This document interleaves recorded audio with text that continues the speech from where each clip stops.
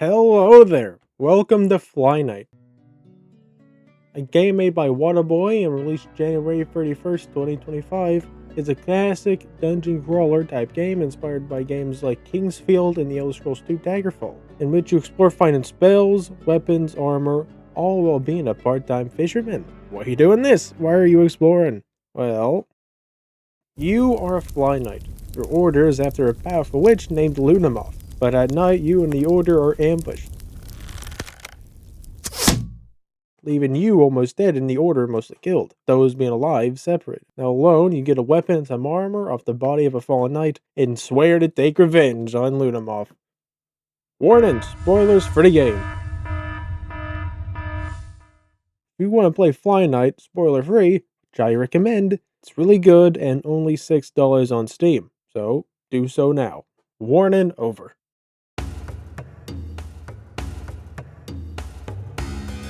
Now, FlyKnight. First, I'm going to talk about the combat. Now, unlike Gunner games, you're hitting an enemy and that enemy loses health. FlyKnight, you hit an enemy, the limb you hit loses health. And with this, you can cut off arms, legs, heads, and an enemy doesn't die when you cut off a limb. Instead, they're stunned, and while stunned, they can be kicked over, where you get some free hits. That also counts as a limb, so they don't die when you cut it off. So I guess they do all their thinking with their little head. And after you've lobbed off the main head, enemies will slowly die. But they keep fighting like nothing happened. It makes me think they also see out a one-eyed snake. Anyway, enough dick jokes, because there's some other things I want to say about fighting in FlyKnight. Mainly, how the combat feels weighty and fast-paced thanks to the stamina bar and parry. Now the parry mechanic in FlyKnight. First, the parry. Hold down block with either a shield or a weapon in hand, and attack! Hell yeah! We did it! Now just do that while an enemy is mid-attack, and you'll stun them. And just like when you cut off their limbs, you can kick them over. Now, what are the drawbacks? First, your parry speed is tied to your weapon speed. Unless you're using shield, they're always fast. Now, this is okay if you're using a fast weapon like a sword, but if you're using something more like the Frog Breaker, then parrying's off the table. Second, parrying stamina usage is also tied to what weapon you're using. Again, unless you're using a shield. So small weapons are good at parrying, big weapons are bad at parrying. And third, some enemies can't be parried, mainly the plant and crawling enemies, but they can be deflected, which means you don't take any damage when they hit you. But usually it's a better idea to just dodge them by moving out the way to save stamina when fighting. And speaking of stamina, now almost everything you do in FlyKnight takes some bit of stamina, from running to dismembering bugs like a 9-year-old. And stamina regeneration is slow. Maybe lower than the 9-year-old. Maybe. And because of this, you can't just swing to your heart's content. And if you do, you'll get tired. And while tired, you move slower, you attack slower. If someone so much as looks at you funny, you fall over. And you're on the floor for 5 seconds. Yeah, if you're on low health, you're not getting back up. Because they're doing you like Seth did Brock at SummerSlam. So, watch your stamina, hit your parries, and avoid getting hit. Now, what are we hitting with? There are 9 weapon types in FlyKnight, but I'm not going to talk about them all. Because through my 15 hours in game, I only used 5 consistently. Those 5 being longswords, swords, halberds, bows, and spears. Going in that order, we have the longswords. Most longswords are pretty fast and don't consume much stamina, and are very good at cutting off limbs. With the trade-off being that, 1, you can't use a shield, which means parrying becomes harder, because you have to use a weapon instead of the shield, as well as making you more vulnerable. 2, if you swing and miss, you'll stand with your dick in your hands for what feels like years, but is only 3 seconds. Alright, enough about longswords, let's talk about its average size, I swear, swords. Now, why would you use a perfectly normal sized sword over the big one? 1, it's the size that matters, it's how you use it. 2, you can use a shield, but it makes it easier to parry and just defend yourself overall. You also use less stamina so you can attack more often. Reasons not to use them are, it's small, so you have to get closer to hit anything, which makes it harder to fight multiple enemies at once. They also do less damage up front, but the DPS is usually higher. That's enough about little swords. Let's talk about big halberds. And boy are they big, because they are the best weapon type in the fucking game. And what makes them so good? 1. Out of the 3 weapons of this type, one is pretty okay, and the other 2 the top 2 and 1 best weapons in the game. And I'm not joking when I say this, the only weakness they have is not being able to use shields. That doesn't matter when the enemy can't get close enough to hit you in the first place. Well, what if they miss? So what if they miss? 2 of the weapons recover faster than Superman when Lois is ready for round 2. And the other one is longer than the Eiffel Tower. If you miss with it, you are a wee moron. The only reason you wouldn't use them is because of the second boss, because he's resistant to slash damage, and that's it. And also for fun, I guess. Oh, and for the bow. Alright, with the bow, the only ranged weapon. Nobody loves you, Twig. And as the only ranged weapon, it can be very useful. You can pick off limbs from a distance while being completely safe. Now the bow has the usual downsides. 1, you have to draw it back, put too little power in the draw, arrow won't go far because arrows have gravity. So if you want to hit someone far away, you have to adjust your aim. And you know what? That's too complicated. All the gravity and physics, why don't we just revert back to pointy sticks? Spears are the second best weapon type in the game. And similar to the halberd, they have reach, low stamina cost, and pretty good damage. So why aren't they number 1? First off, they do piercing damage, which isn't very good because enemies aren't weak to it. At least some enemies take extra damage from slash and blunt damage, but piercing is left out in the rain like Forgotten Bleach. One exception, but we'll get back to that later, because we got one last thing to talk about before the story. Spells!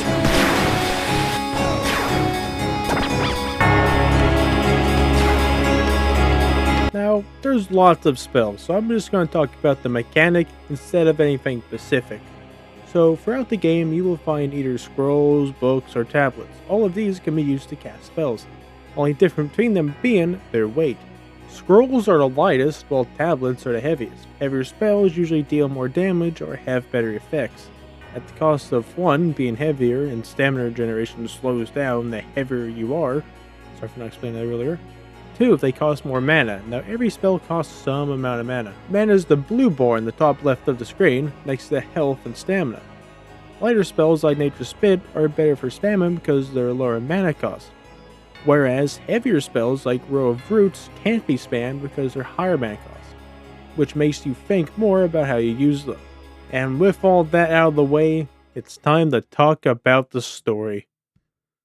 Now, picking up from where we left off at the beginning, they can. Now that we've got our bearings and a weapon, we walk through the burnt down campsite, bodies and tutorial pop-ups all along the path, and at the end of the campsite we find a chest, bow, arrows, and a shield inside. Oh, and this little guy. Look at him, so innocent they wouldn't hurt a fly. That means we're gonna leave him alone, right? Look, healing booze, that we can get drunk and atone for our sins. I guess it's all downhill from here. And continuing from the bad ship, we find a long sword stuck on our friend. And of course, we respectfully rip it out of them and use it to kill this ant thing.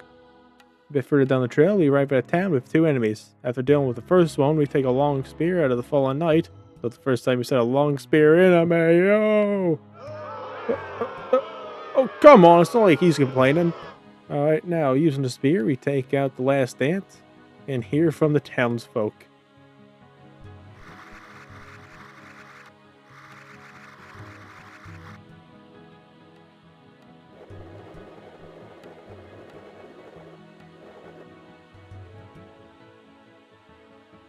Well, doing as they ask, we leave town, passing by a fishing hut and continuing to the end of the trail. Coming to the end of the trail, we find a fireplace. Big fan, I didn't mention the fireplaces before, but they are very important, because they're the only way you can recover healing items and the main way you recover mana, but it also respawns enemies. Back to the video. By the fireplace, an old fly is fishing from the lake. Talking to him, he says, "You know what? Fuck it, I'm gonna voice the characters. It can't be that bad, right? Eh? Another survivor, eh? I sure didn't know about it on y'all. Few of your mates already passed through here, asking about LunaBoyGaming. It's that cave over there, if that's what you're looking for. Seems a dumb way to get killed if you ask me. Tell you what, here's my spare fishing rod. Why don't you give it a shot yourself and stay in this place for a while, huh? Maybe you'll take a liking to it. Yep, you can fish. And you can eat the fish you catch, which gives you small buffs like faster stamina regeneration and attack speed. The buffs are nice, but fishing is kind of boring, so we're just going to go in this cave and probably die. Bye, old guy.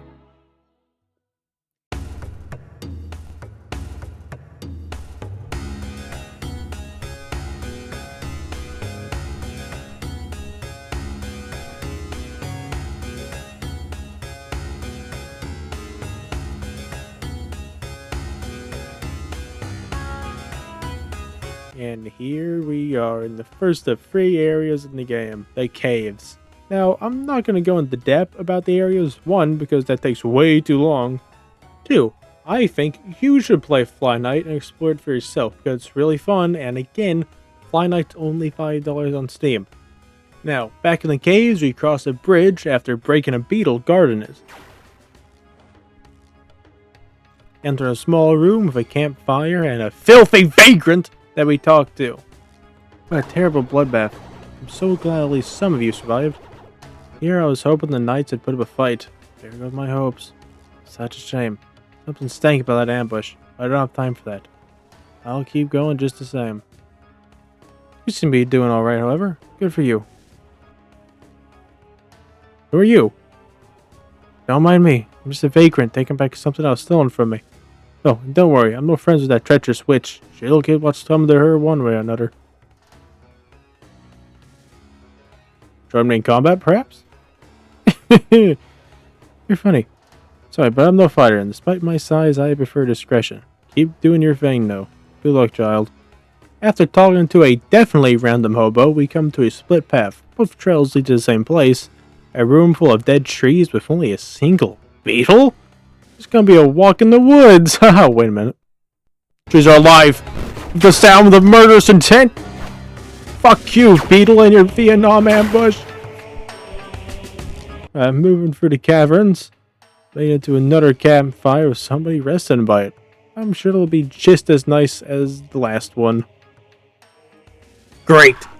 Still some wingless filth left. I assume their kind here be dead, or halfway towards where a foul hole you came from. Can't say I ever expected much from this alliance, but I feared at least you FlyKnights would be useful cannon fodder against LunaBoy's army, while I freed my once proud waste from her control. What a waste of my time. Our agreement is void. The order is no longer of any use to me after this pathetic debacle. Scurry away. Find some other place to die. Shit. Really wish I could kill this guy. Oh well. Fighting through these pretty cool ruins infested with bugs and plants, we arrive at the bottom of a chasm, finding a nameless FlyKnight. Yeah, Squire. What do you want? Happened to this FlyKnight? I executed him.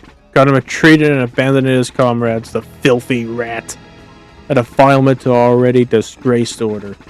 No one leaves this place until LunaBoy's reckoning. Join forces. The guy's an idiot. I don't think so. You're set to fail. I only put my trust in my own weapons from here on. You're definitely not some maggot of dubious loyalty. I can tell you were born wingless. LunaBoy had already done her work by then. But me? I had to see my own wings wither away. Day after day. Till they can no longer even support me. Till they're a little more than useless rags. You were spared from this. You didn't have to endure that decay. The loss, the humiliation. I will kill LunaBoy and every last traitor who helped her, and put their heads on a spike for all to see. Stand in my way, and you'll meet the same fate. It's my only warning. You know what? Happy to hear we don't have to be pals with this asshole. I'm also happy to say that there's someone much nicer and cooler a bit further into the cave. Past a couple of enemies and next to a campfire, we find this absolute dude. My dear Squire, I am glad to see you. Took you for dead. I am still looking for more surviving knights and ordering them to regroup. I know you've always been the reckless type, but consider retreating as well. Don't want you to die for nothing. Would you retreat in my position? I probably wouldn't, no. I would do everything in my power to keep my kin safe from the curse. Same I always have. Sadly, such a fate can only end in tragedy. Find any scattered knights. Tell them to look for me, alright? Finally, someone that cares about us. Without this guy's help, beating LunaBoy will be a breeze. I just hope he's not a traitor that sold us out to fulfill an ambiguous promise, because that would suck. Anyway, after easily avoiding all of these enemies because this is my 9th playthrough of the game, we make it to the campfire. Oh, look at the slide, let's go down it. What the fuck? This is Amorphophallus immensus. I know for a fact I didn't say that right, but I can kill it right. First, you have to get up next to it by platforming up these trunks in the arena.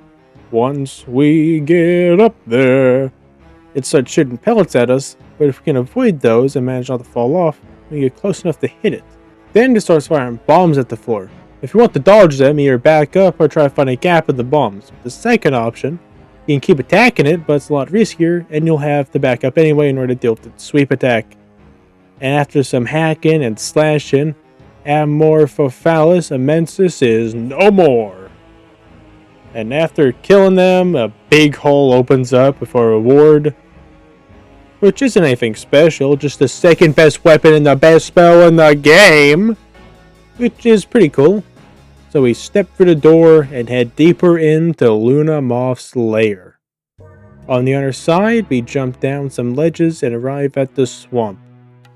And the swamp is pretty cool. There's these big tree houses with bridges connecting to each other, as well as these big stone towers spread out for the swamp. But below the tree houses is a campfire, and next to it our commander. Not sure he got here before us, but that's okay. It can only be good for us. Hopefully. You killed that giant plant? That is most impressive. To tell you the truth, you were never my strongest student, you know? You've been lucky so far, but things will get harder from here. I think you are out of your depth. Go on, turn to the entrance and leave this place. The operation is already a failure. Best I can do now is rescue as many as possible before retreating. Please, this is not how I want things to end for you. I'm not going back empty-handed. Huh. If only there was another way. Yeah, not on us at all. We're just gonna keep going through the swamp. See you later. And then we go along the swamp floor, fighting off wasps, ladybugs, and the trees alive with murderous intent. After getting past them and making it to the top of one of those stone towers, we find this guy again. Great. I was wrong about you. It's evident there are still some reliable soldiers left in the order. I'll trust you for a bit of intel I heard. It seems an arthropod deity might have arrived recently. Whatever the reason, it has to be related to the curse. You keep pushing forward while I search for them. It's essential they protected. Very well. Curse? Really be? You know what? He's not that bad. Sure, he killed a member of the order and was a bit of a dick, but he's trying to do something useful now by protecting a god who probably doesn't need protection because they're a god. Hope it goes well. Leaving the tower, and after walking a bit, we find a stone hut with a campfire inside. Also inside is the vagrant fly. You spared me quite a bit of trouble by taking care of that plant thing, so thank you kindly. You've made an impression on me, fearless knight. By the way, since I prefer to avoid battle, I often stumble upon things I have no use for. So I've been leaving them in these boxes for other FlyKnights to use. You seem practically adept, so look out for the symbol and you'll find some supplies inside. I'll hopefully aid you in your quest. Oh, and don't worry, dear, there's no catch. I see you're trying your best. I want to support you within my ability. I admit it's a bit of a weakness of mine, but there's nothing wrong with it, right? Appreciate it. I have to worry about myself first, though. I need to set this right. Wait a minute. Did you hear that? We made an impression on him. Maybe we can make another impression if you know what I mean. You don't know. I meant we're gonna have fly set. Further into the swamp, the dirty water gets chest high, and we either wade through or jump on lily pads. And at the end, we find a rest spot with a campfire and that wasp spy from before. Still around, you disgusting pest. Perhaps you are completely useless after all, unlike the rest of your order. Doesn't matter. LunaBoy is mine. She and all her kind will pay for enslaving my race. Our rightful supremacy will return. But before that, a call-in will be needed of the traitors who sold us out. Okay, still a dick. Can't wait to kill this guy. Anyway, walking from the rest spot, we find a massive castle with 2 FlyKnights out front. Reinforcements! Come on, boys, charge! The day you earned your knighthood! Then we can actually fight for fellow knights to clear out the castle. But you have to be careful, their attacks can hit you too. And after the fight's over, they sit down for rest, and we continue, eventually making it through a horde of these zombies, which are pretty creepy. Then we see dead FlyKnights all over the place, near and past the campfire spread out over the broken bridge. But one to the side of the doorway is still alive. Man, we know them. You are alive? Still? Distraction worked. TD is safe. But him, I knew it. The ambush. Deceitful retreat. It's all him from the start. Commander's a monster. The order's doomed unless he... Bah! To hell with the order. Only the deity matters. They are the key to lifting the curse. Please. I need all this bloodshed to mean something. I leave the rest in your hands. Please. Please. Well, turns out the commander wasn't nicer or cooler than our boy here. Rip nameless FlyKnight. You will be missed. Probably. Now, entering the doorway, we find Kalim, Dragonfly Dragoon. You couldn't listen. Suppose I already knew you wouldn't. I'm sorry. I made a promise to LunaBoyGaming, and I aim to fulfill it. Go on, my dear squire. Sway me. Now, this is a boss fight, and not only because they're literally our boss, also because Klim tests your parry and stamina management skills with his dash, jump, and spell attacks, forcing you to be on top of your parries to prevent taking damage, as well as forcing you to watch your stamina to keep doing damage. Now, I know it makes him sound difficult, but I'm going to break down one of my fights with him to show how he's really not a hard fight. But first, do you remember I was talking about weapons and I said pierce damage only had one use? Well, this is it. Since Kalim is resistant to slash damage and blunt weapons are slow, the best weapon to use against him is the Carnivorous Spear. The weapon we got after killing the big plant. 1, it's fast. 2, good damage. 3, barely any stamina cost. And there's something I forgot to say about combat earlier. When you hit an enemy, you can instantly attack again no matter how low your stamina is. Now, with that said, this is how to beat him. So, Kalim likes to start by doing a dash attack. Now, anytime he does a dash, you have to parry him mid-charge to stun him, then just kick him over for free damage. Then, after getting up, Kalim casts a spell, which is a Ring of Fire. Now, this may sound crazy, the way you deal with this is by standing inside of the fire ring. So you can stand right in his face and stab him in the balls. Then, for some reason, he'll try to jump away. But don't let your guard down, because he can jump right back at you. Counter this, just smash his face in midair, just like I want you to smash that like and subscribe. Haha, please don't leave. Now, as long as stabbing him went well, he should be dead. Oh wait, he has something to say. Never the mightiest warrior, definitely the most persistent. Stand proud, FlyKnight. Finish what you started. Kill LunaBoyGaming. Okay, he just called us weak and annoying, then told us to kill LunaBoyGaming. I was already going to do the last thing, and he didn't need to say those first couple of things. He just hurt my feelings.